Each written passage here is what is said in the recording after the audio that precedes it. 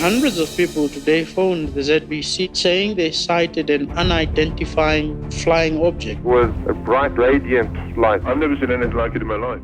The events that transpired at the Ariel School in Ruwa, Zimbabwe on September 16, 1994 will forever leave an indelible mark on the history of Africa. The incident has also produced one of the most compelling cases of potential extraterrestrial contact. Our story began on a day much like any other.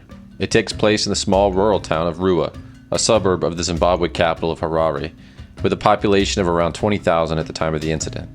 The Ariel School, a small private institution on the outskirts of the capital, and composed of children of mainly elementary and middle school age from relatively upper-class backgrounds, had just released the children for their morning break.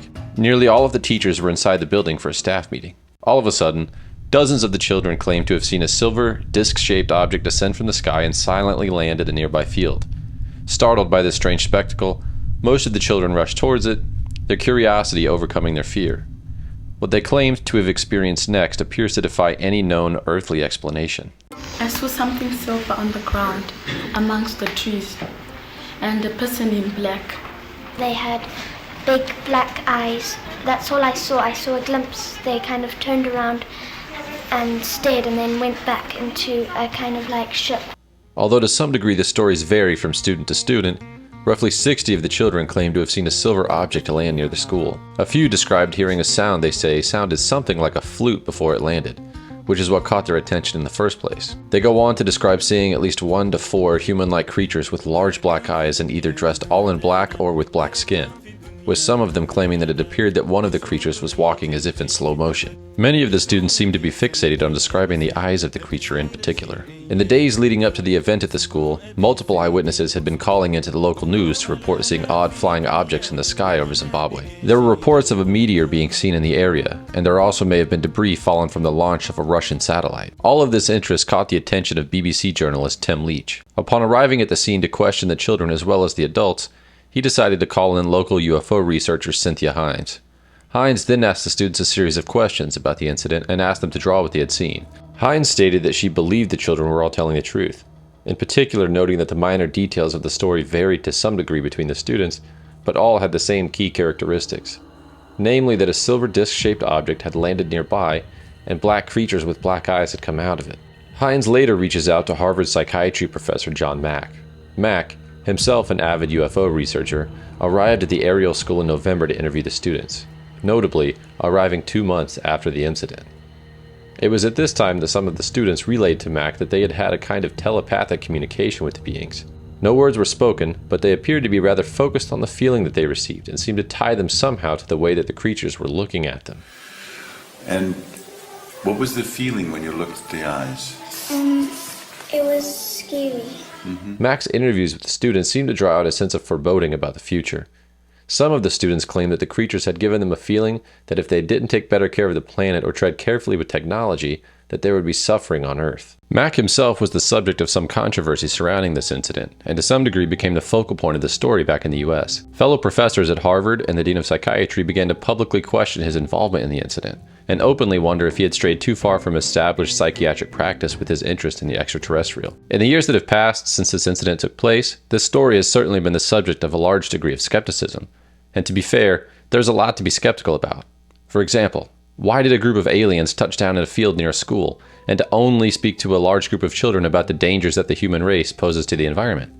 And why did this message not become clear until 2 months later when John Mack interviewed them?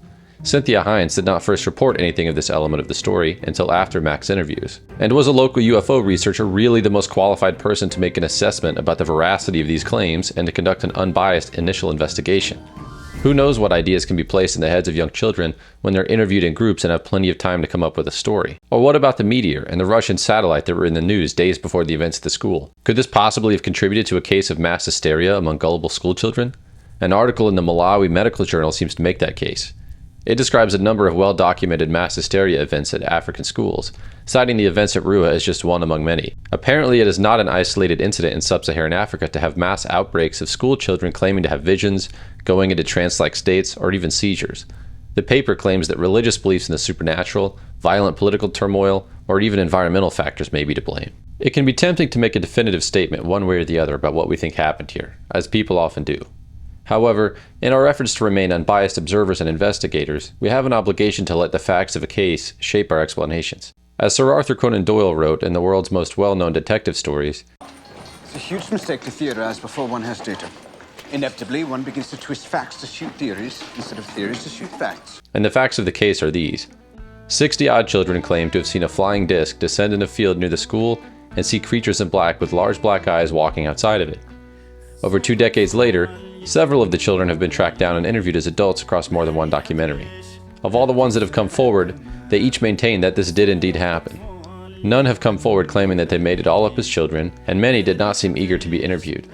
Some even describe how traumatic the incident was and how it has deeply affected their lives since. Some have not shared their stories, even with their spouses, while others appear to be caught in a state of depression and uncertainty about how to move forward. I think at this point it's safe to say that most of these people do believe that this incident happened. Whether or not their account of those events are accurate, or the result of a hysterical outbreak, we may never know. But we do know that more than 20 years later, those that have been willing to come forward have not changed their stories. Whether or not you choose to believe them is up to you. I hope you found this video fascinating and thought-provoking. If you did, I invite you to like this video, subscribe to the channel, and hit the notification bell to stay updated on all of our future explorations of the unknown. These videos take a lot of time to research and edit, so I really appreciate your support as I work to create content that you all enjoy. And in the meantime, keep seeking answers, because the truth is out there.